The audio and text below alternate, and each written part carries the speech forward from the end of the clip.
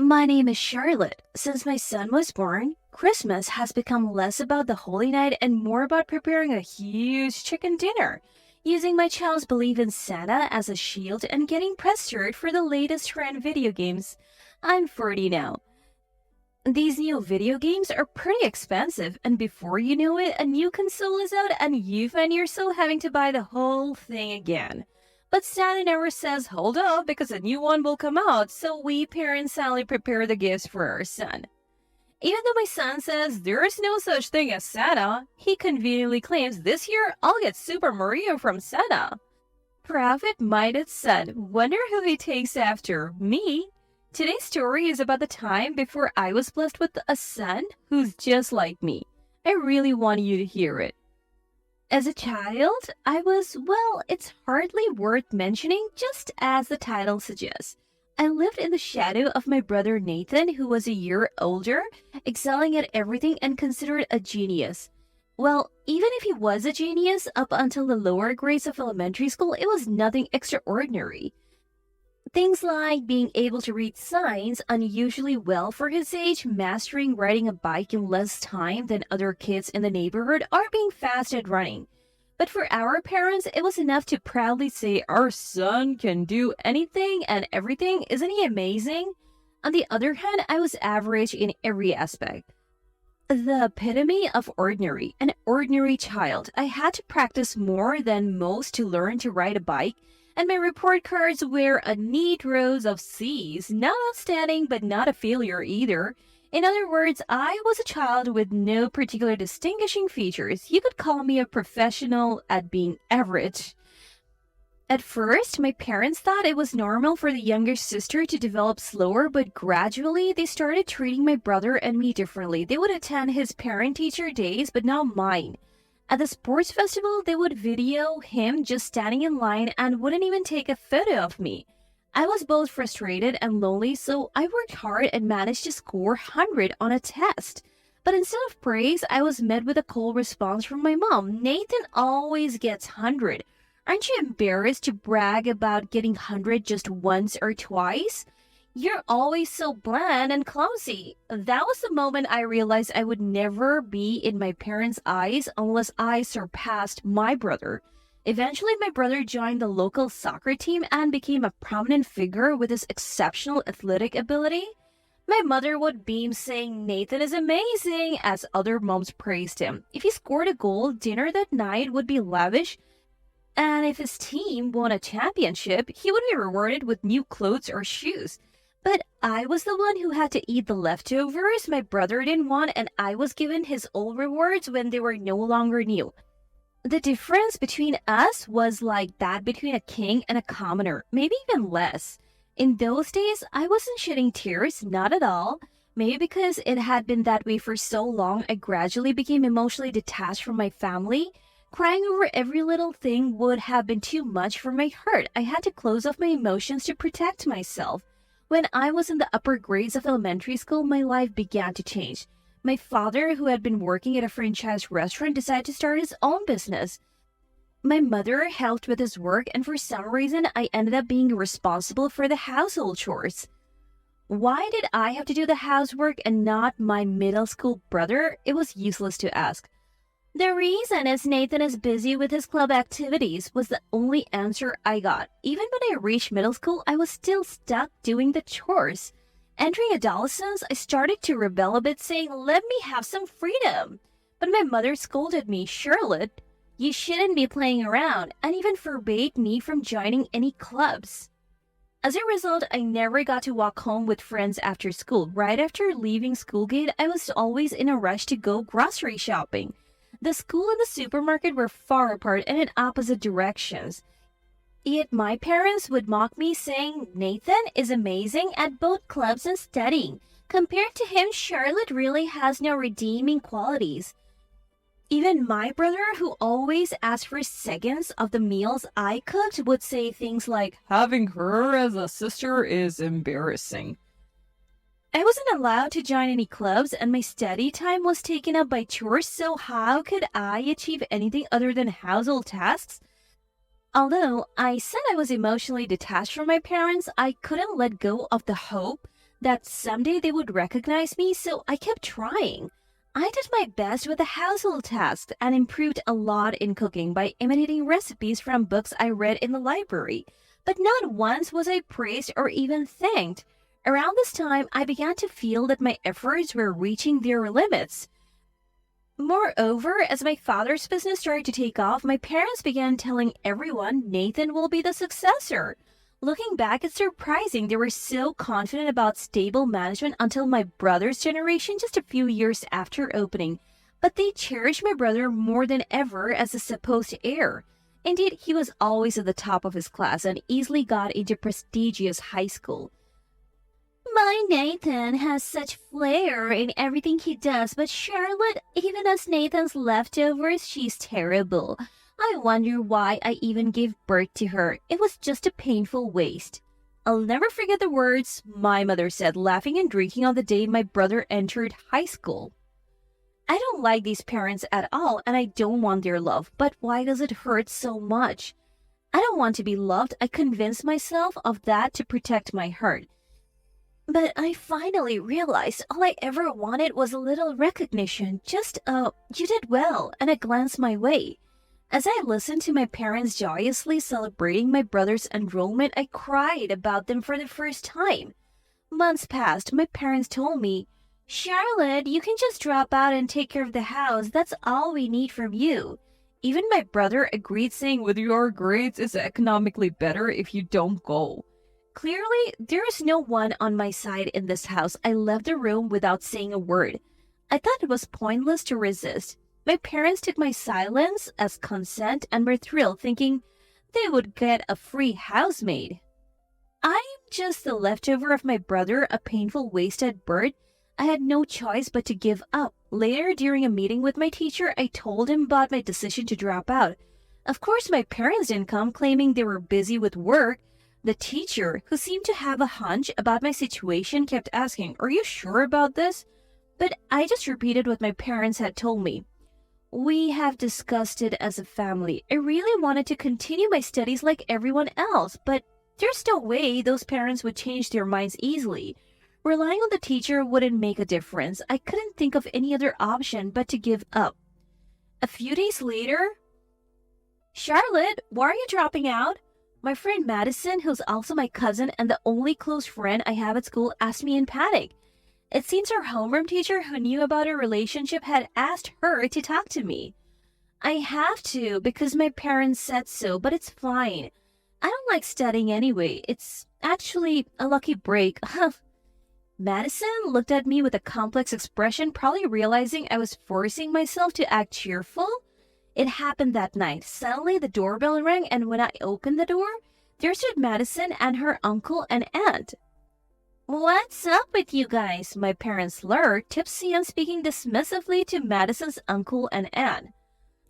Sister, brother-in-law, is it true you're making Charlotte drop out? I was taken aback by Uncle's question. Madison had told him. So what? You know, right? Our son is capable, but our daughter, she is really good for nothing. My mom replied. Uncle looked at her as if she were something foul. Aunt, too. Madison just looked down quietly. Even though they're relatives who know the situation, it's hard to be seen as lesser by your own parents. I was filled with a mix of shame and pain. To be honest, a plain daughter with no future is practically unnecessary. The eldest son is more important. Why don't you take her? My mother joked. Then Uncle replied seriously, We'll take you up on that offer, and walked straight towards me. Charlotte, if you're okay with it, would you come and live with us, become our daughter? Aunt chimed in. I even changed your diapers when you were little. We have always seen you as our own child, and it's hard for us to see you suffering like this. But I couldn't answer. Really? Become their daughter? Could I finally be happy this time? Would I be compared to Madison and feel unwanted again? Sensing my thoughts, Madison said, from now on, we'll be cousins, sisters, friends, and not just that, but rivals too. I believe those words could only be spoken by Madison, who had seen my upbringing more closely than anyone else. I don't want to be compared to my brother unilaterally. I want to fight on equal terms, at least be seen as a rival, not inferior. She remembered the words I had once whispered. Tears welled up in my eyes from Madison's boundless kindness and her uncle and aunt's warmth. Yes, I want to live with Uncle's family. I want to be sisters with Madison. As I said this, Aunt hugged me, saying, I'm sorry it took so long to decide. And Uncle grasped my hand, apologizing for being late to come for me. Madison beamed. We are going to the same high school, and we'll definitely make the dream of eating ice cream together on the way home come true, with a thumbs up. My parents and brother were stunned, never imagining that their casual remarks would lead to me actually being adopted. But I finally got the family I had always wanted on my own terms. It felt like a sudden clearing of my vision, a dreamlike surreal feeling. Later, my parents, belatedly regretting letting me go, more precisely losing their free housemaid, apparently contacted Uncle several times asking, Won't you bring our daughter back home? Thanks to Uncle firmly rejecting their absurd request, my parents eventually gave up. Just giving up like that after a bit of resistance, it shows how little they really cared. I was truly grateful I had left that house. And then, having officially become the daughter of Uncle and his wife, I was freed from household chores and spent my after-school hours snacking at convenience stores with Madison and hanging out with her friends. I'll admit, my studies took a slight hit for a while, but I had always balanced studying with chores. So even without them, I kept my grades above average. Madison and I, both academically strong, would playfully compete over test scores. Since we had different strengths and weaknesses, we ended up helping each other and scoring similarly. Unlike my birth parents who rewarded my brother for his grades, my new parents didn't do that. Instead, they always took us out for meals and funs and were generous with clothes. Apparently, Uncle made a fortune in stocks, and though it wasn't obvious, we were well off. There was never a question of me wearing Madison's hand-me-downs. In fact, I was often treated like a dress-up doll by Madison and Anne during shopping trips. I continued school without dropping out and lived a life like any other kid. Thanks to our academic rivalry, Madison and I both got into the same national university, though in different faculties. This led to her landing a job at a major electronics manufacturer and me at a major bank, securing stable careers. Uncle and Anne joked, Our daughters are elites, making us high school grads feel out of place. You could have slacked off a bit more.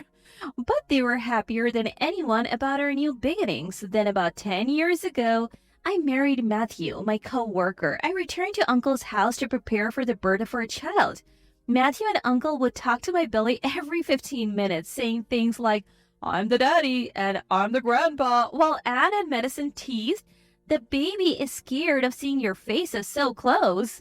It was a peaceful time. Then one day something unexpected happened.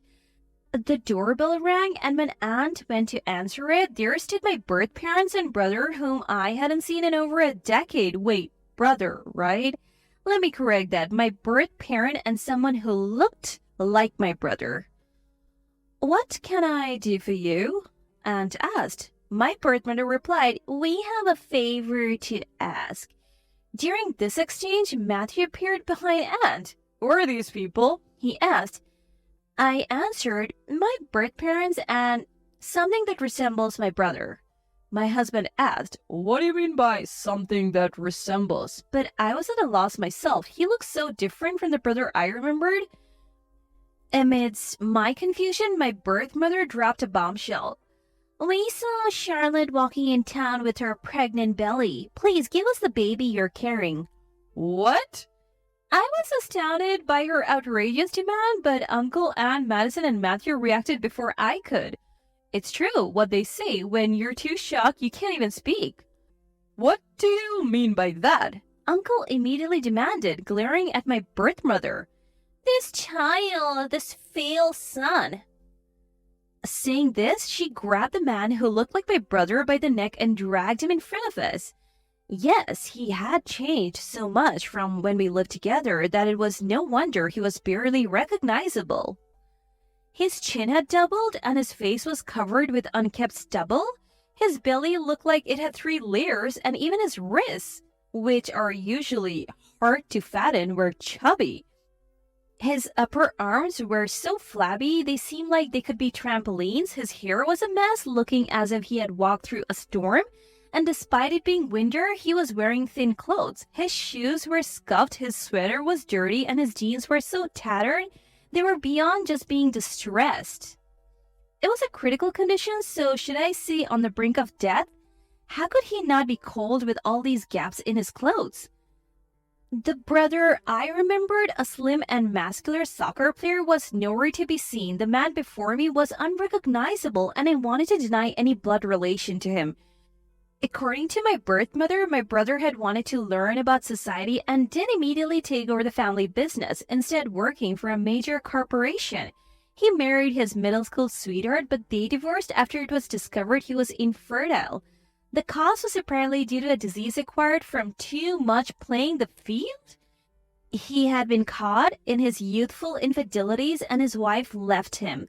After his infertility was revealed and the divorce, my brother, facing the biggest failure of his life, quit his job and shut himself away, saying he didn't want to deal with people anymore. Now he rarely bathed, stayed in his room, and today was somehow dragged out by my birth mother like a prisoner, I thought, but kept silent.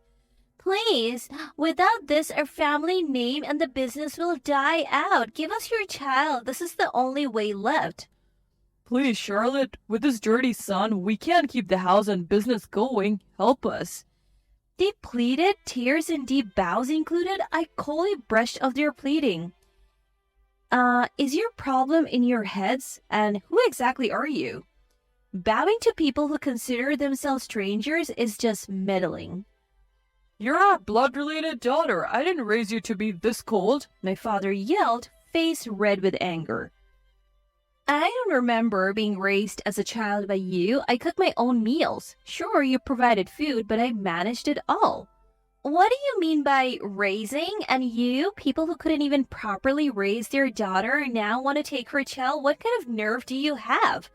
My blunt words made them suggest, you could even cut ties with Uncle's family and come back to us.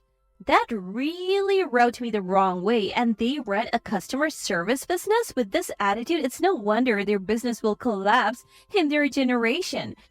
They don't need an heir. I let out all my pent-up feelings.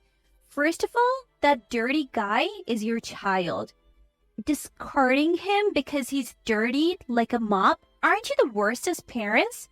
Think I would return to such a home? Ridiculous. You took care of a child only to discard him when convenient. So selfish. Children aren't jewelry. Don't discriminate against your own children based on their abilities. Love them equally. The failure before us became a failure because he never faced hardship.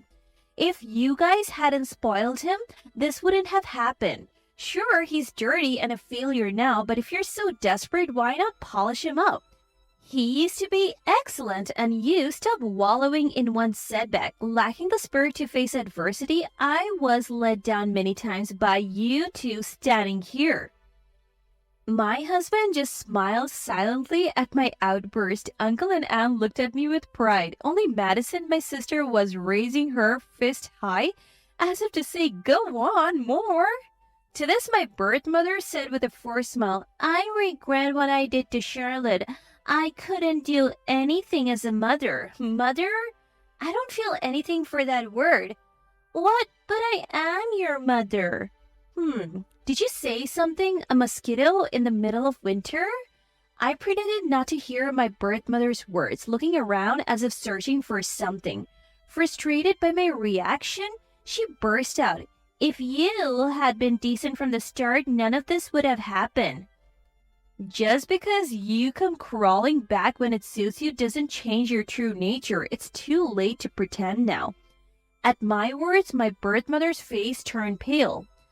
Listening silently until now, my birth father, frustrated with how things weren't going his way, grabbed my birth mother's hair and shouted, apologize to your daughter. I'm sorry, Charlotte. Please consider. Think positively. Positive? How could I? I don't care about being your heir or anything. If you want to continue the business, why don't you find some other genius blood to carry it on? I laughed at their plea. My father raised his fist to me, but my husband quickly shielded me. Aunt and Madison also moved to protect me, piling on top of me. Great teamwork.